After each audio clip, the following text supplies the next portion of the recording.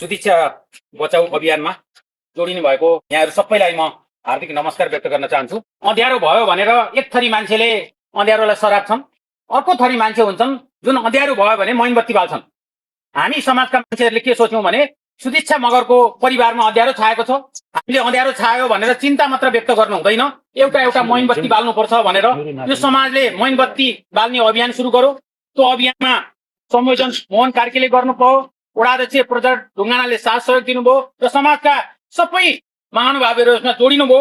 त्यसैले हामीले केही रकम सुदीक्षा मगर बचाउ अभियानमा जोड्न सक्यौं र त्यसैको त्यो रकम कति उठ्यो, कहाँ उठ्यो त्यसको सार्वजनिक गर्नलाई हामीले यो आज कार्यक्रम गरेका हौं। रकम हामीले सबै ब्याङ्कमा हिजै नबिल ब्याङ्कमा लगेर उहाँहरूको पारिवारिक खातामा जम्मा गरिसकेका छौं।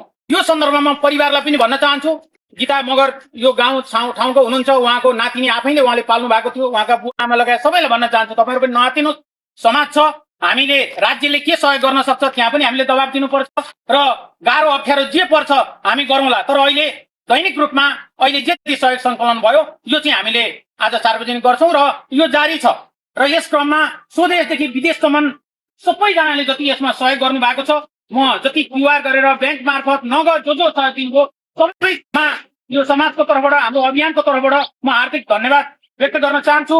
विपत्तिमा जो सहारा बन्नुभयो, यो सहारा बन्नु भनेको चान्चुने कुरो होइन, यो धेरै सम्मानित काम तपाईहरुले गर्नु भएको छ। यस क्रममा हामी केही दिनदेखि गाउँ गाउँमा घुमेर यो अभियानमा शिक्षा मगर बचाउ अभियानमा केही सहयोग गर्न, शैक्षिक सहयोग गर्न भनेका थियौं। त्यस क्रममा नगद 1,50,315 नगद उठेको थियो।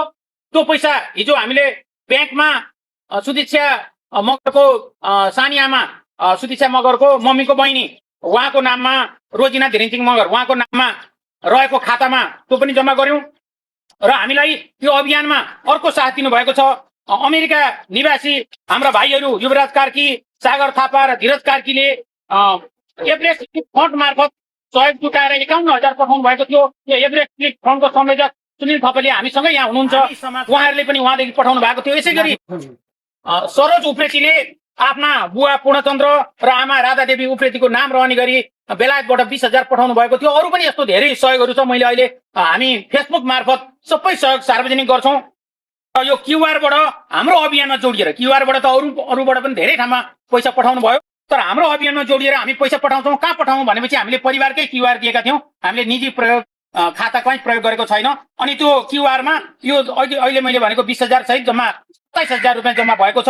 51,000 यो अमेरिकाका भाइहरूले पठाएको मैले भने 1,50,315 नगद गरी 2,28,315 यो पैसा हिजो हामीले उहाँहरूको खातामा हाल्यौं र यो पछि पनि केही नगद उठ्ने क्रम जारी छ। अब यो उठेपछि फेरि खातामा हालेर उहाँहरूलाई हामी हस्तान्तरण गर्छौं। यो सहयोग अभियानमा दिनदिनै जोडिएर र हिसाब गर्नेदेखि लिएर सबै काममा जो साथीहरूले सहयोग गर्नुभयो धेरैजना यहाँ हुनुहुन्छ, मैले नाम लिन सकिनँ, सबैलाई धन्यवाद दिँदै र समाजमा अन्त पनि केही समस्याहरू पर्दा भोलिका दिनमा हामीले सबै ठाउँमा यसै गरी छलफल गरी अगाडि बढ्ने बाचा गर्दै यो हिसाब यही अनुसार सार्वजनिक भएको घोषणा गर्दछु। धन्यवाद।